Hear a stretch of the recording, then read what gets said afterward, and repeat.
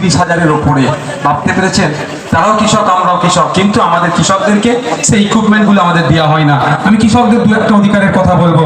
বিনামূল্যে অনেক সময় কৃষি যন্ত্রপাতি পাওয়া যায়, সাবসিডিতে অনেক কৃষি যন্ত্রপাতি পাওয়া যায়।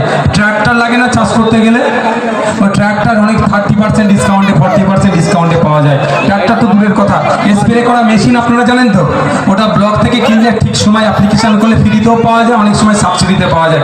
আমি সাবসিডির কথা ধরছি, 4,000 টাকা দাম একটা স্প্রে মেশিন, ইলেকট্রিক স্প্রে মেশিনের, সেটা যদি 40% ডিসকাউন্ট হয় তাহলে 1,600 টাকা সাশ্রয় হবে, 1,600 টাকা বেঁচে যাবে। সেগুলো সব লুট হয়ে যাচ্ছে, আপনারা সজাগ থাকবেন। আর একটা কথা, কৃষক পেনশন পাওয়া যায় 60 বছরের ঊর্ধ্বে কোনো কৃষকের বয়স হয়ে গেলে সে মাসিক একটা পেনশন পায়। আপনারা নিশ্চিতভাবে অনেকে পান না, আপনাদের বলবো অ্যাপ্লিকেশন করবেন, আপনারা পাবেন। দ্বিতীয় কথা, 60 বছরের নিচে যদি কোনো কৃষক মারা যায়, তার পরিবার এককালীন 2 লক্ষ টাকা ক্ষতিপূরণ পায়। ফার্মার্স ডেথ বেনিফিট কতজন পেয়েছে আপনাদের এলাকায়? দেখবেন খোঁজ নিয়ে 60 বছরের নিচে অনেক কৃষকও মারা গেছে। এগুলো আমাদের অধিকার, এগুলো আমরা পাই না। শেষ দুটো কথা বলে চলে যাব। আইএসএফ এর পর ওই জন্যই রাখ, আইএসএফ মানুষকে এসে অধিকারের কথা বলে দেয়। দেখেন এমন ঘটনা ঘটে, সাপে কামড়ে মারা যায়, বাজ পড়ে মারা যায়। আপনার আমার যেখানে মৃত্যু লেখা আছে হবে, কিন্তু এই ঘটনা ঘটে তো ভাই। তো সাপে কামড়ে মারা গেলে সরকারের ক্ষতিপূরণ পাই, এই মনে জীবনে প্রথম শুনলেন আপনারা, তাই না? কারা বেশি মরে?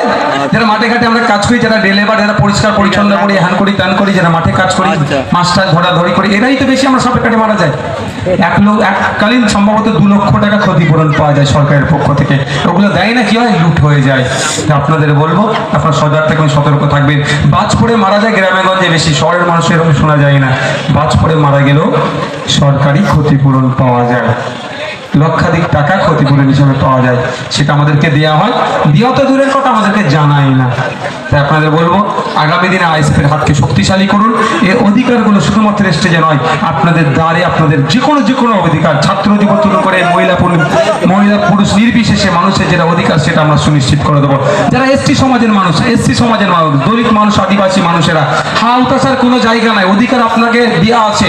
1989 প্রিভেনশন অফ অ্যাট্রোসিটিজ, ST/SC অ্যাট্রোসিটিজ অ্যাক্টে বলা আছে, কোনো সময় যদি আমার দলিত আদিবাসীর কোনো সময় আইনের প্রয়োজন হয়, সরকার তাকে বিনামূল্যে অ্যাডভোকেট দিতে হবে।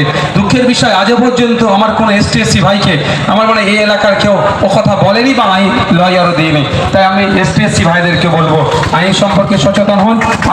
আমাদের প্রত্যেকের সন্তানগুলোকে আমরা উচ্চশিক্ষায় শিক্ষিত করি, আমরা আইন সম্পর্কে জানতে পারলে আমরা অধিকার আমরা ফিরে পাবো। ধন্যবাদ, ভালো থাকবেন, সুস্থ থাকবেন। আগামী সময়ে দেখা হবে, আসবো আপনাদের কোনো প্রোগ্রামে ডাকলে অবশ্যই আসবো, তখন আরো বিস্তারিত আলোচনা করব। আমার পরে এখান থেকে বক্তব্য দেবেন আমাদের রাজ্য কমিটির একাধিক মেম্বার যারা আছেন, তারা বক্তব্য দেবেন। মানুষের অধিকার নেই, তারা 100 দিনের কাজে নিয়ে দুর্নীতি হয়েছে, আপনারা জানেন তো? 100 দিনের কাজের অধিকার নিয়ে আপনারা শুনতে চান কি? যদি শুনতে চান একটু অপেক্ষা করুন। আমাদের সায়ন দাস আছে ভাই, 100 দিনের কাজ নিয়ে তারা অনেক স্টাডি করেছে, অনেক পড়াশোনা করেছে, অনেক কাজও করেছে। আপনাদেরকে জানা দরকার 100 দিনের কাজ নিয়ে যেভাবে দুর্নীতি হচ্ছে।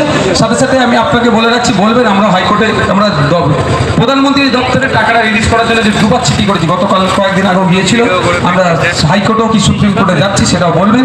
সকলে ভালো থাকবেন, সুস্থ থাকবেন, আবার দেখা হবে। শেষ কথা, 21শে জানুয়ারি কলকাতা রাজপথে যাওয়ার জন্য কারা প্রস্তুত আছে একটু হাত তুলুন তো।